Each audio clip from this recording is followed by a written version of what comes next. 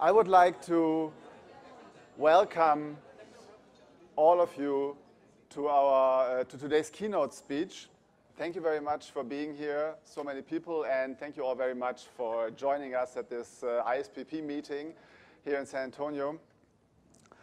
I'm very happy to introduce today's keynote speaker, Steve Wright. I'm not checking my phone. This is what I want to say in just a moment, that I don't forget anything about him. I would like to introduce today's keynote speaker, Steve Wright. I'm very happy that he's here and that he will give a speech in a moment.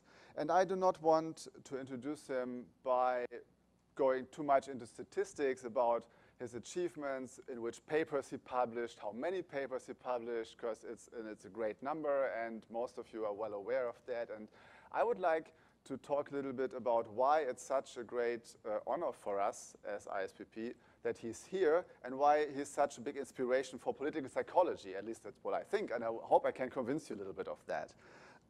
Steve is a professor of psychology at the Fraser University in Vancouver, Canada. He's a social psychologist, but he has a very strong political focus in his work. And he conducts research on intergroup relations, and his work is based on the fundamental concepts of social identity and collective identity.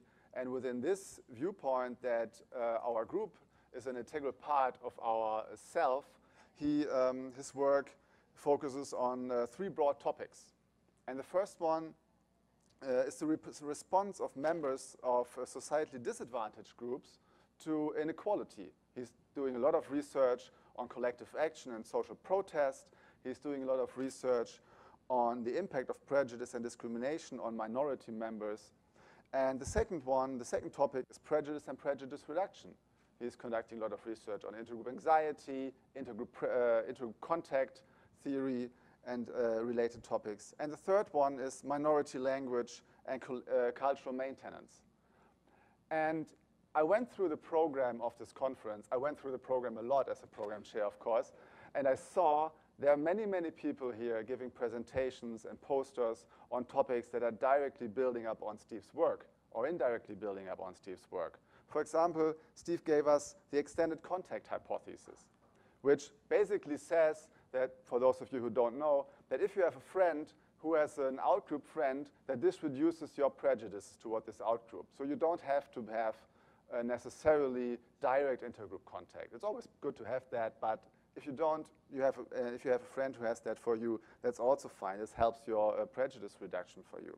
So this was a huge extension to contact research and a huge inspiration for contact researchers, and it helped pushing the intergroup contact hypothesis to become more like a real theory, a larger theory. On the other hand, he also was in part responsible for a big criticism on intergroup contact research, because he showed that the positive effects for majority are not the same for minority members. His work on collective action showed that if minority members have positive contact experiences with majority members, this actually has a negative impact on the minority members' willingness to engage in collective action and to increase their social status. But this also helped in the long run very much to develop intergroup contact research and intergroup relations. So he has a very, very big impact here. Even though it's not labeled as political psychology, his work on collective action and empowerment of disadvantaged groups is political psychology to the core. And as you know, yesterday, Eva Green gave her presidential address, and she also presented work that was directly building upon Steve's research about the negative impact of intergroup contact on minority members.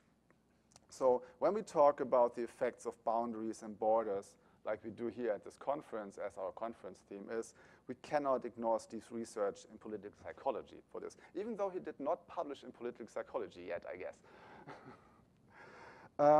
What I would also like to point out before I come to an end is that Steve is not only a dedicated researcher, but he's also dedicated in collaborating with junior scholars. And this is very important here for our conference and for our society. There are many, many people here for the first time. Many, many young scholars are here at this meeting. And Steve is always interested in collaborating with young students, with young scholars, and helping them with their research. In fact, I got to know him in 2008 at the University of Jena in Germany when I was working there, and he was a visiting scholar at the International Graduate School in Jena, and he was a big inspiration for the PhD students. There are many papers developed from this research, and he came back a couple of years later and is still in contact, so obviously this was worked very well for both sides. And it's always inspirational to hear Steve talk about his research, and it's always a great pleasure to do that, and that's why I am stopping now and give the word to Steve. Thank you very much for being here and for giving today's keynote.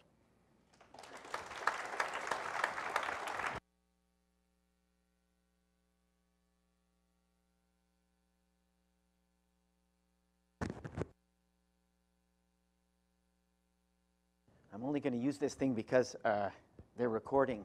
Normally I can yell loud enough to even the people at the back can hear. First, I want to thank Frank and the other organizers very, very much for including me in this program. It's a great pleasure. I've attended this conference a number of times in different places, but as he points out rightly, I haven't actually published in the flagship journal yet, so now I'm inspired, and that'll have to be done really, really soon. But I also appreciate the opportunity to talk to a broader group. I was mentioning to someone that I'm so impressed with the international amount of international activity within this organization relative to other conferences that happen in North America, where it's really quite unusual. And as a Canadian, I like to think of myself as somewhat international, even in the American context, so I feel much more at home here. And last week I was back in Jena again at the Jena conference, so I feel like I'm particularly international, at least temporarily. I don't know if you know about some of our other research on the inclusion of the other in the self. We have this idea developed with Art Aaron that if you have a close friend or if you have some close colleagues that belong to outgroups, in fact, you can begin to take on that outgroup identity, not really believing you're a member, but believing you have some access to the psychological connection with that outgroup. So I'm feeling very international right now and thinking of myself as very international because I happen to have spent about 4 or 5 days hanging out with a really international crowd in Europe. So I don't know if that actually works or not, but it works psychologically for me, so I'm gonna stick with that. Second, I'd like to recognize and support the silent protest here today. That's a very appropriate thing to do, and I'm pleased to see it happening. It's a nice political action in this context. I don't mean that as a criticism of anyone else. I just think it's important for us all to have that brought to bear. But I'm also pretty happy, given the title of my talk, I was quite happy with the strategy of the protest, and we didn't get anywhere near the kind of collective harm doing.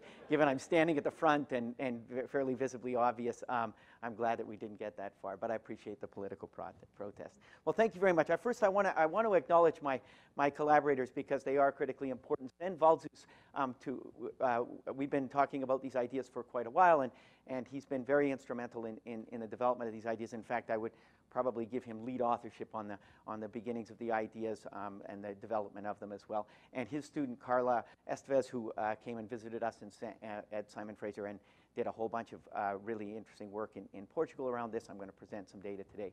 The rest of those people, Kyle and Grant and Lisa and Maitland, are all students of mine at Simon Fraser University, or were. Many of them have moved on.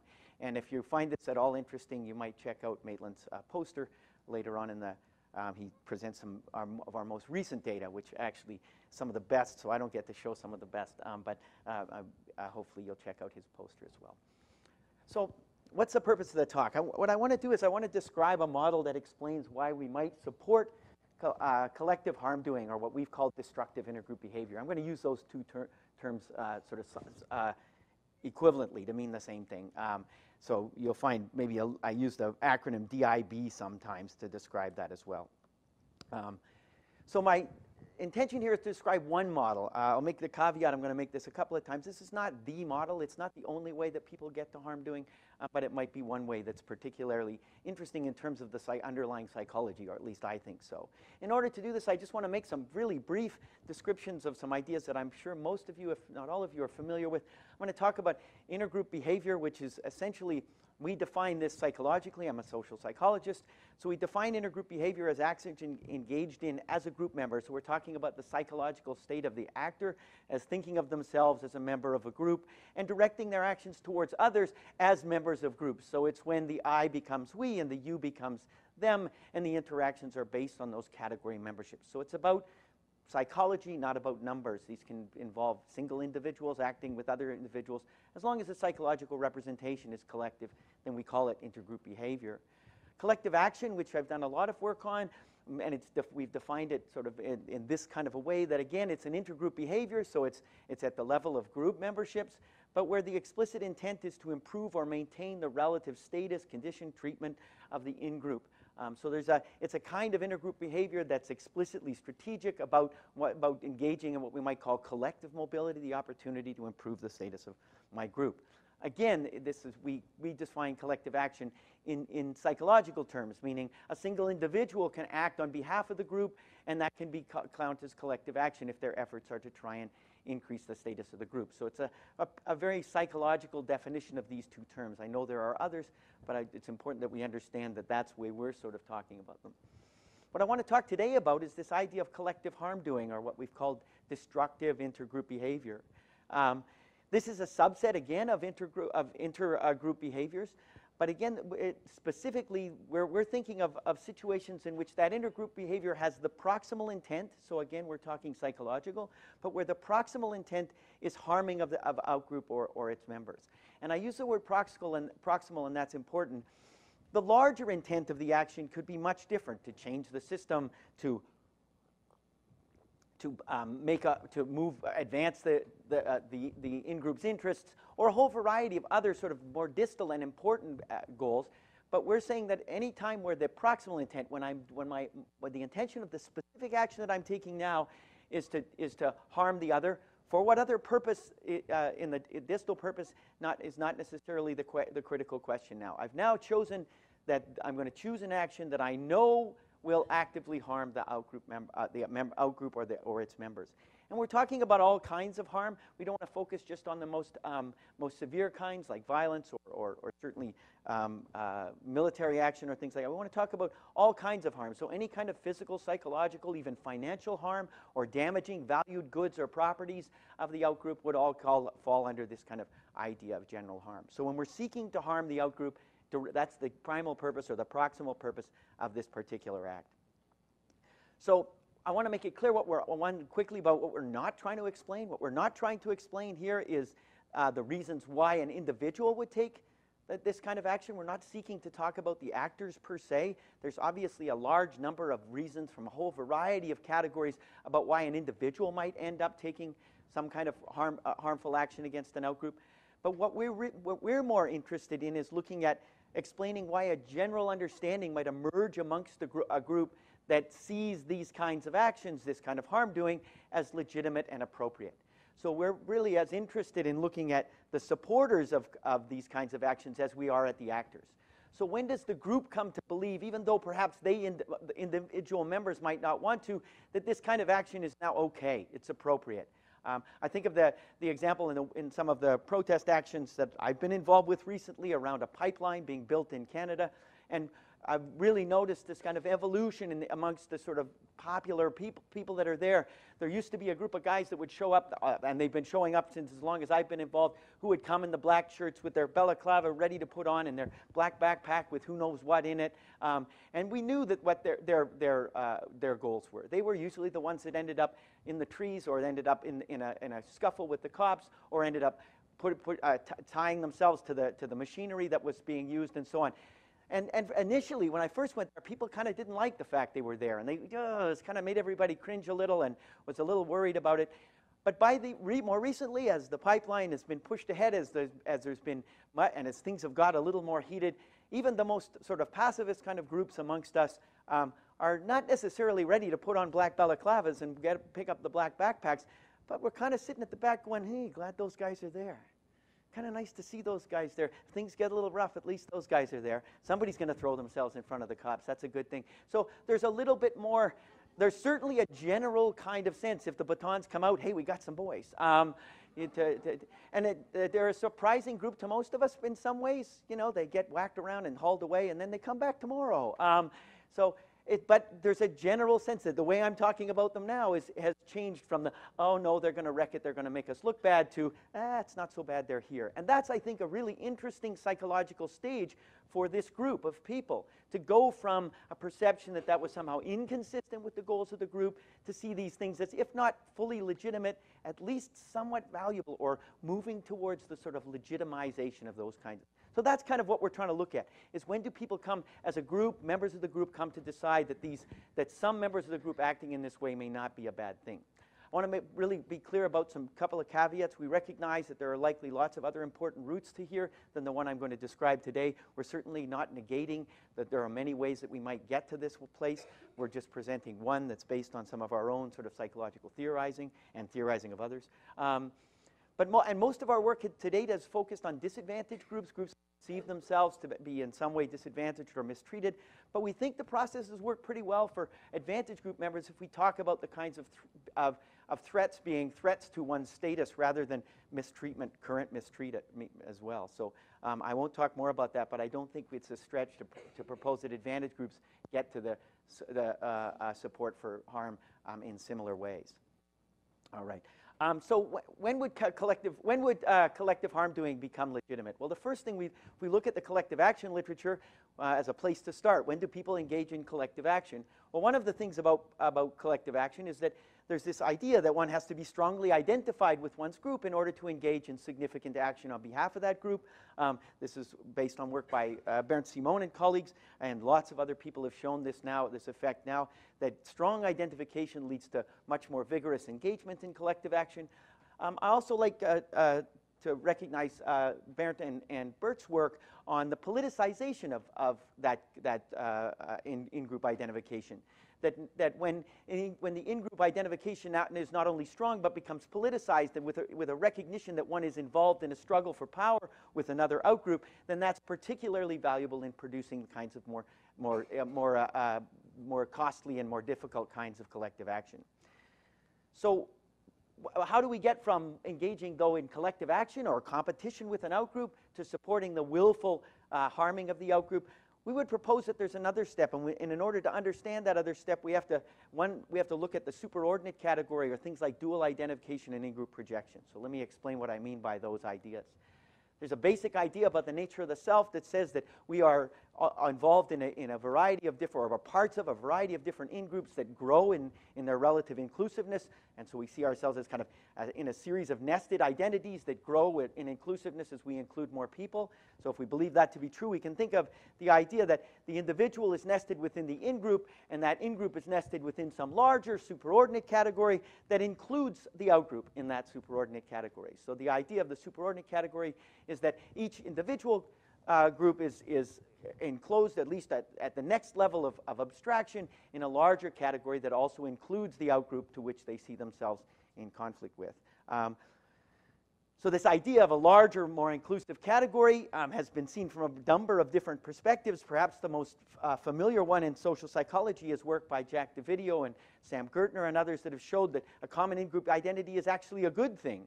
So we probably have to deal with that first to say, if this is a cause of harm doing, how can it also be the cause of the things that they've found, a more greater willingness to engage in with out-group members, and more positive attitudes towards the out-group. But one of the things about this perception of the sort of larger social group, the common in-group identity, is that these results of more positive results of a common in-group identity come when that common in-group identity is seen as a shared identity that we now identify with, so that the original in-group and out-group distinctions are now replaced by the common in-group identity. So if I use my little diagram analysis again, in this case, if we think of the common in-group identity providing the basis for better relations between the in-group and the out-group, it usually involves this process whereby the out-group and the in-group disappear as we see ourselves as member of a larger social category. And then, of course, we treat each other better because we failed to see the old category lines as relevant to our interactions. However, it's also true that this superordinate category can serve another function. It can serve as a common frame of reference on which we may, as a common standard for evaluating the in-group and the out-group. So if we're going to decide whether our group is good or powerful or valuable, we have to compare it to something, and so we compare it to the standards of the larger social category, and then we look at how we fit relative to the other groups. So in this case, the superordinate category doesn't serve as the basis for something that removes our identities. It serves as a basis to contrast our identities, to see how we're different from and better than or similar to the outgroup. It serves as a sort of broader, and in this case we have to think about the groups having prototypes. So we have a prototype for the in-group and a prototype for the outgroup and a prototype for the superordinate category. And what we're talking about is evaluating the prototypicality of the in-group relative to the outgroup in terms of the comparative standards provided by the superordinate group. In this case, well, now we might be involved in a direct competition with the outgroup because the superordinate category provides us with the basis for that competition and tells us who's more prototypical, who's a better member of the larger social category. So we can think of if we just using an example, we could think of ourselves as all Americans, and that might help to undermine, or at least some of us could think of ourselves as all Americans. Perhaps we can all pretend we're all Americans for a bit here, and we can, and that might help us to forget about political partisanship, right? It might allow us then to see the members of the other political party as not party isn't important. We're all Americans, and therefore we're going to treat everyone equally. Well, we all know that hasn't worked out very well recently. We had a number of talks on that. And I would claim that now what's happening is precisely this, that it's a competition to see who's the better American, who's the real American, who's the more prototypical American. And it's America that provides the social context for deciding which groups are valuable and for creating this strong competition to say that my group is better. The context of American politics is indistinguishable from this definition of what it means to be American. So that brings us to the last piece, which is this idea of in-group projection. Once we recognize that we use this larger social category as a source of social comparison to determine the worth of our in-group, we recognize as well that group members are then motivated to see that larger social category as consistent with their own identity, to project their own group's identity onto that larger social category. So Republicans would like to believe that America is more like Republicans than it is like Democrats, and similarly, Democrats would like to believe that America is more like Democrats than Republicans. This is the process of in-group projection. So we come to have different views of what the larger social category is as we project our own identities on there.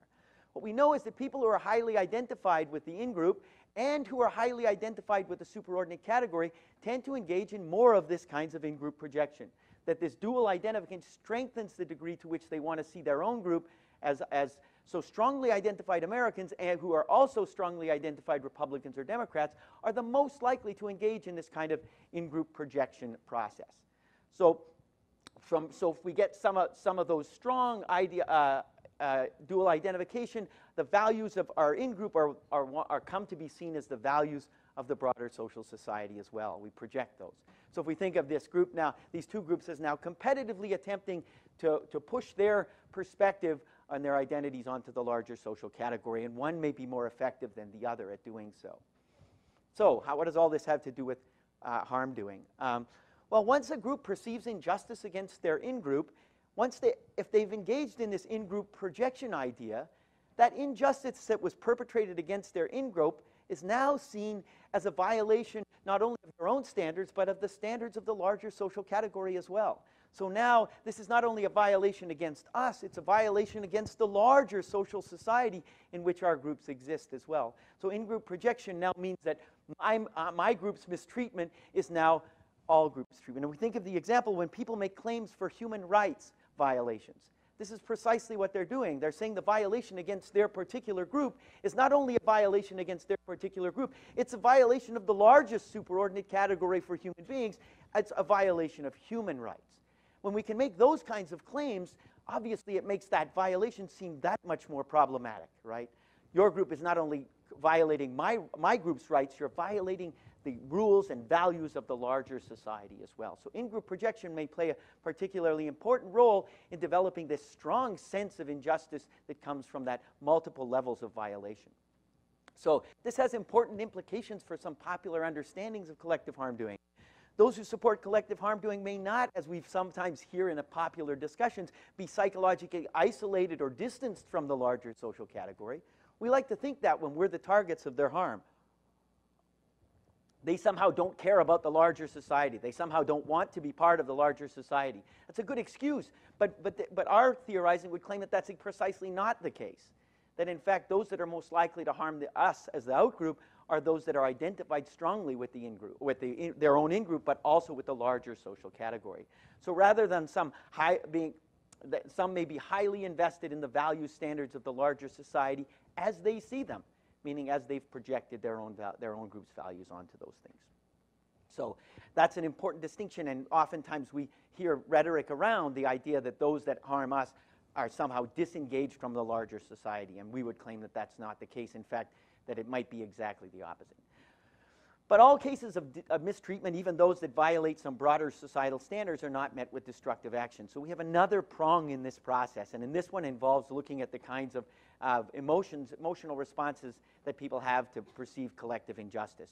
And we're thinking of the kinds of emotional responses like things like contempt and moral outrage, the strong, very deep sense that one has been unjustly treated, and the emotions that arise from that. And we would like to distinguish at this point between two types of standards, and the idea is that one type of standard, this what we call an absolute standard or a minimal standard, is the kind of standard that's going to lead, violations of that standard are going to lead to these kinds of emotions. So what do we mean by that, an absolute or a minimal standard? These are rules or standards that are perceived to be essential requirements of the group, of all members of the group. If you're going to be a member of the larger group, you have to engage in these particular, or meet these particular standards, or have to engage in these particular behaviors. So, and that's true for all subgroups and all individuals within the group. There's clearly defined either-or thresholds. If you drop below the threshold, it's unacceptable. If you're above the threshold, you're fine. So these are defined in these kind of either-or absolute standards. Violations of these standards are unacceptable and often produce these kind of moral overtones. Violations lead to strong negative emotions like contempt and moral disgust. So we might think of kinds of examples of this. We might have thought that torture was kind of an example of a minimal standard. You can't do a little bit of torture and it's okay. If you do torture, you've done it. Now maybe that's changed a little bit over the last 5 or 10 years. But certainly that we would say, let me give you maybe an example that we might all agree hasn't changed very much. Torture of children. You can't a little torture children. You can't say, I'm sorry, I had to do a little bit of torture of children. Pretty much once you drop over that line, you're unacceptable. And as long as you're above that line, then you haven't violated the rules. And we can think of other examples where there's a real clear line. And sometimes we generate these real clear lines and we turn them into laws. So that we create a clear line at which if you drop over that, you're in violation of the law. And it doesn't really matter too much how far you've gone beyond it. You're in violation of the law and now deserving of the kinds of contempt and moral indignation that might occur. We could contrast this to another kind, just so briefly, just so you get the point. There are other kinds of standards that are called maximal or more gradual standards. And the idea here is that these are goals that we should try to achieve. They're things that we would like to happen, but they're things that we know that maybe everybody's not going to get there. And so there's no clear threshold, but one should work hard, or a group should work hard to meet those kinds of standards. And the closer we get, the happier our people are about us as a group. And the further we get away, the more disappointed or frustrated or maybe sad that they might need. These are where we need remediation to try and bring you up to speed, but it's not morally reprehensible. I think of a nice example in the group context. In Canada, the idea that somebody would not get medical treatment for financial reasons is completely unacceptable. Everyone has to get medical treatment, and it has to be equal, independent of your resources or opportunities. Whereas if we simply cross a line and move a little bit further south into the United States, it's set up much more like a maximal standard, where it would be really nice if everyone had access to adequate care. But we know we can't get there because it's too expensive or problematic. So therefore, we're going to try as hard as we can. And the closer we get, the states that get closest are the best ones, and the ones that get furthest away are the worst ones, and so on. Having lived in California for 12 years, it was always surprising to me the degree to which a different standard was applied to something that would be seen as completely unacceptable and morally reprehensible, but was easily turned into a maximal standard. So when we convert or when we create things that are minimal standards, people are more likely to respond with these highly negative responses. So contempt, moral outrage, and then moral engagement. Now that violation requires that I engage morally to defend the integrity of the in-group and the larger superordinate category. So how do we react to moral violations or violations of these minimal standards? We require that the person be punished for their moral transgression. And we usually expect the punishment to be relatively harsh, to be obligatory, that can't be, a transgressor must be punished. If they're not punished, that seemingly we haven't righted the scales of morality, and that punishment can now become an ends in itself. The desire to see the other group punished is actually what we want, not the original plan or the original concerns we might have had, but rather we turn to punishment. And this has important implications, right? Now the goals have changed. Punishment itself is the intended outcome. We might have been seeking to advance the group's position, but now with this violation, we now have to turn our attention to making sure the other is punished. So this provides an interesting explanation for those kind of costly actions that do not appear to advance the group's cause. Why is that group going out there and being harmful to that other group? That's not going to help them. That's not going to help them get ahead. Well, maybe the point now is that it's not about getting ahead. It's about punishing the outgroup for its violation of moral standards. So I think back to my pipeline example, it may well be that people have got to the point where just punishing the damn pipeline company is an ends in and of itself. Their violations of the environment, their violations of the rules, their violations of Canadian law around protection of the environment have been so egregious that now it's just about punishing them. Not entirely, but certainly some of us are starting to feel that, hey, maybe if we lose this one, at least we'll take them a couple more $1 billion out of their pocket before we're done. So the idea is that punishment now becomes a goal in itself. It explains this kind of costly punishment that groups might engage in that actually don't seem to be advancing the cause that they're interested in. It also has implications for things like collective efficacy. What are we trying to do now? So maybe we can't end the pipeline, but we can punish those guys. So that's a different kind of efficacy that might emerge from that as well. So there's some interesting implications of thinking about costly punishment as a reason for harmful behavior. This also has important implications for these common ideas. Those who support collective harm doing may not be morally disengaged. In fact, they may be highly morally engaged. In fact, their recognition of this as a violation of a minimal standard for the larger society or an absolute standard for the larger society means that they feel very morally justified, and they're thinking about morality as a basis for their harmful behaviors. So here's our theoretical model then. There's this one pathway that goes through the in-group identification and superordinate group identification and in-group projection. We could think of this, I've got it as an interaction between the two levels of identification. We could also think of it as two main effects. And in some of our data, we find it as two main effects, and some of it as an interaction. I'm going to represent it that way for now. And the other pathway is this pathway from perceived violations of absolute standards and moral outrage that lead people there. Now, we might think also of these as sort of two main effects on the effect, or we might also see them as an interaction where we need to have at least some high level of both for people to endorse something as bad as harming the other. We have some of our data shows it as just two separate pathways, and some of it where one of them seems relatively less important than the other, and some of it seems like we need a little bit of both, or at least quite a bit of both for it to happen. So I'm going to leave that I'm going to be agnostic on whether these are main effects or interactions that are necessary for this, and we need to collect more data to be sure. But nonetheless, we see these two pathways as both having an impact in leading people towards the support of collective harm doing, of violence, or some kinds of harm doing against the outgroup. So I'm going to give you run through really quickly through a couple of studies, or a few studies that we've done on this.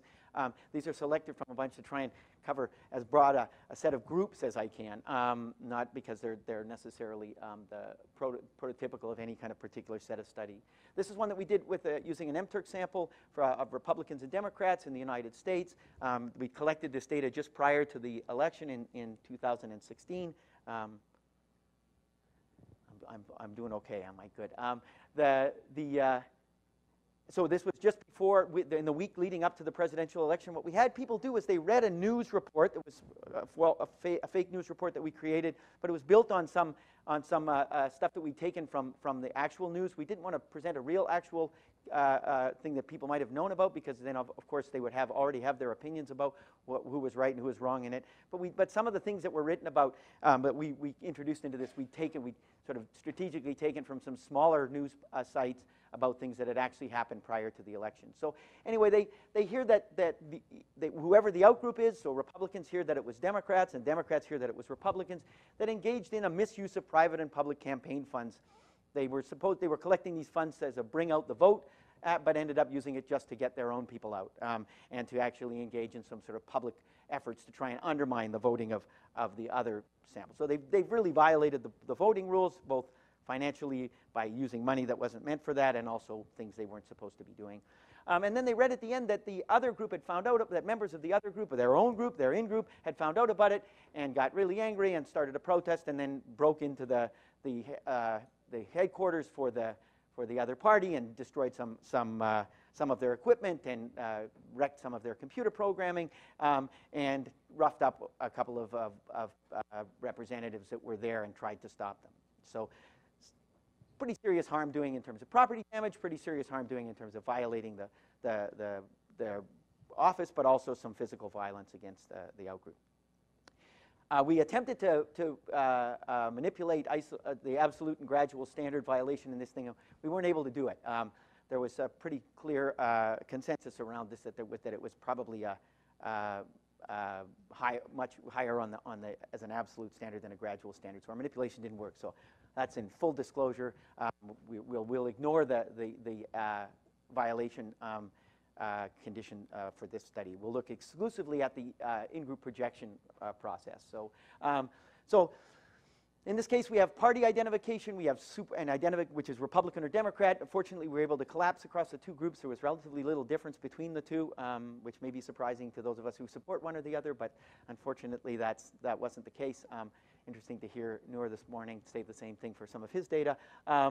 We also looked at superordinate identification with America. We also looked at in-group projection, the degree to which they saw overlap between their party and America, and then we looked at support for these kind of the group that had engaged in the destructive actions or the collective harm doing. So what we found is this is our dependent variable. We found that in fact there was an interaction term, and it significantly predicted the in-group projection, the interaction of their identification with America and their party identification interacted to produce higher levels of in-group projection, and that in-group projection produced higher support for the collective harm doing. This was we found only an indirect effect through the in-group projection process. But interestingly, we also found a significant negative effect of identification with America on the support for collective harm doing.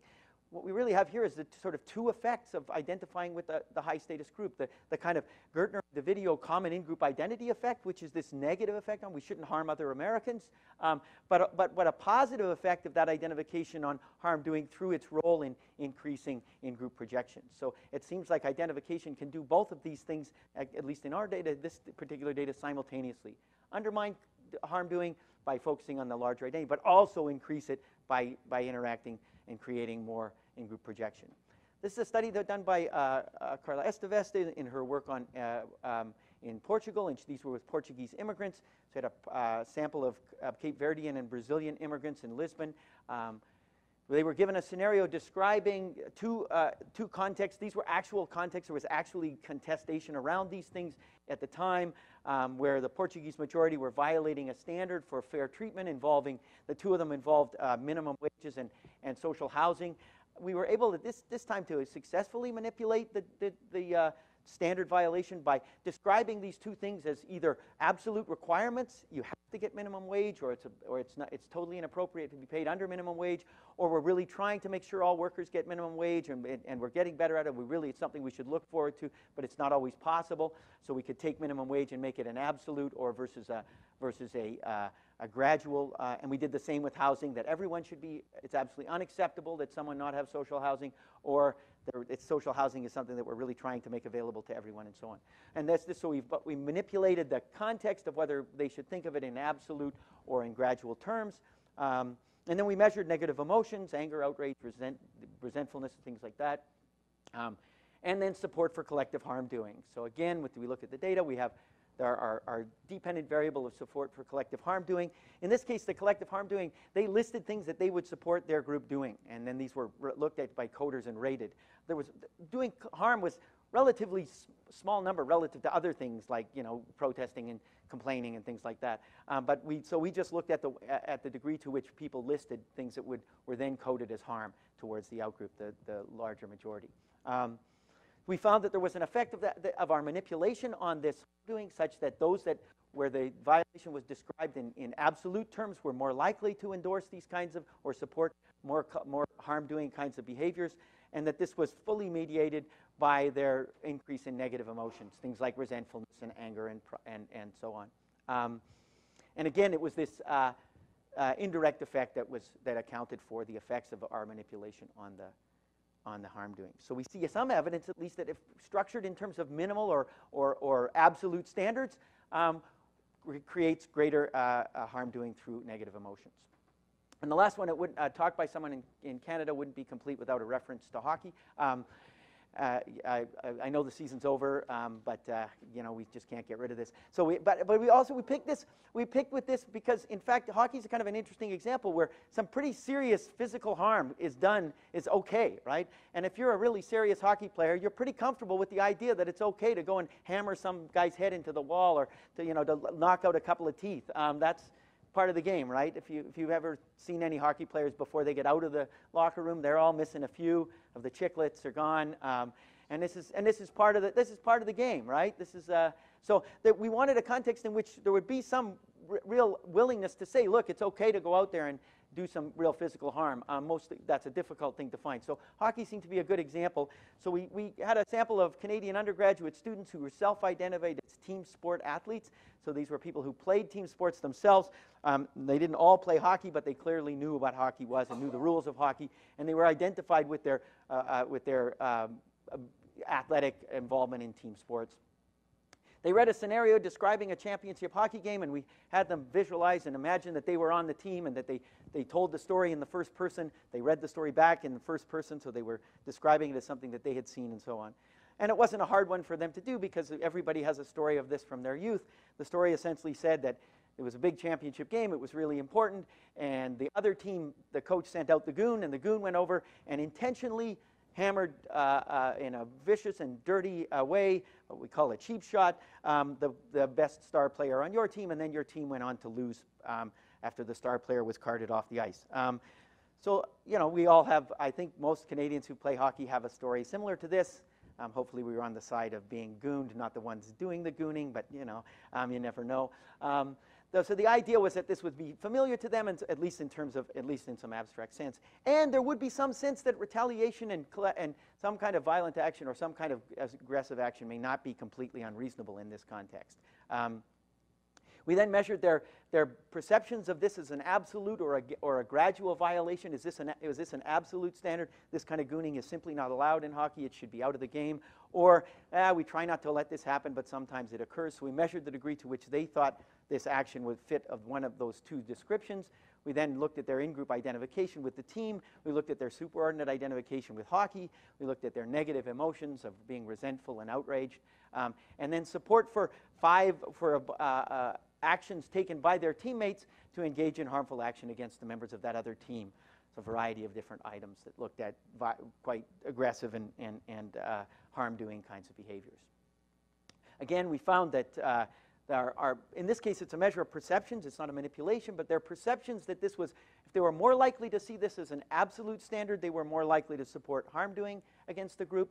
We also found that superordinate identification was a moderator of the effect of this perception on negative emotions. So people felt more negative emotions to the degree that they both saw it as an absolute violation or violation of an absolute standard, and with the degree to which they identified with hockey.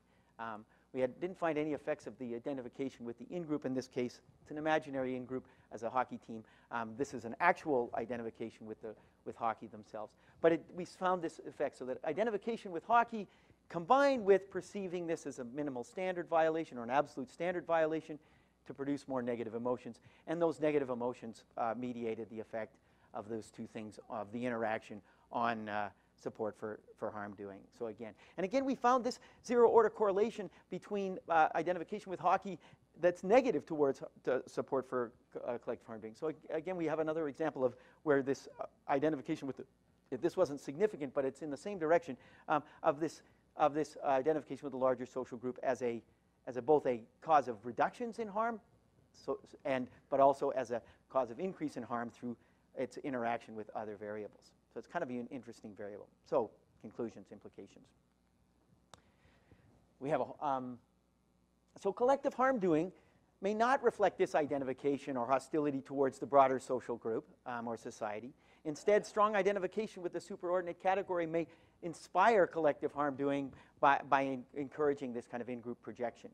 So when we hear rhetoric about the other who have harmed us, who seeks to harm us, as being disengaged from larger humanity or from the larger social category. They're not really interested in they're just interested in their own well-being, they're just interested in their own in-group. We may be very wrong, that they may in fact see they may be able to legitimize their actions against us because they speak not only for their own group, but because they speak for the broader society. They're acting on behalf of the broader society. The second half of our story is that things that are set up as minimal standards or maybe perceived as minimal standards may be really critical for triggering the negative emotions that are associated with collective harm doing. That when something is defined as an absolute not, it's something that we do not do, and then we violate that. So when we define terror as something, when we define torture as something that's unacceptable, and then we violate that, we've introduced a context in which those kind of moral outrage are more likely than when we violate rules that we're supposed to try hard to achieve. So the distinction between these, what are absolute standards versus gradual or maximal standards. This may also explain triggering events. Certainly large-scale collective harm doing isn't triggered by it doesn't come from a single small event, but that single small event may be a very good demonstrator of a violation of a minimal standard. So when we see a couple of young people killed by police officers, that's not the cause of the larger harm doing and uprising, but rather it's the trigger that shows that clear violation of a minimal standard. This is something that's unacceptable, and so it brings to bear all the rest of the grievances and so on, and makes punishing the other the primary goal. So it's a nice explanation for how trigger events, although not the cause, can be the impetus for people engaging in harm doing. It conceptualizes injustice. If we conceptualize injustice and grievance on a single bipolar scale, we're probably missing the boat. That we need to think of these as qualitatively different perceptions of injustice from minimal standards versus maximal standards. And it's also a good reminder, again, as I sort of mentioned before, we have to be very aware, members of advantage groups, if you want to avoid that kind of harm doing that's being done, we might want to avoid mistreatment that can be reasonably construed as a violation of minimal standards. And if you're a member of a disadvantaged group and you think a little harm doing, maybe the guys in the black balaclavas aren't so bad anymore, you might describe the violations of the other minimal standards. And you might be more likely to get people who are willing to engage in more active harm doing behavior, if that's your interest. Thanks for listening.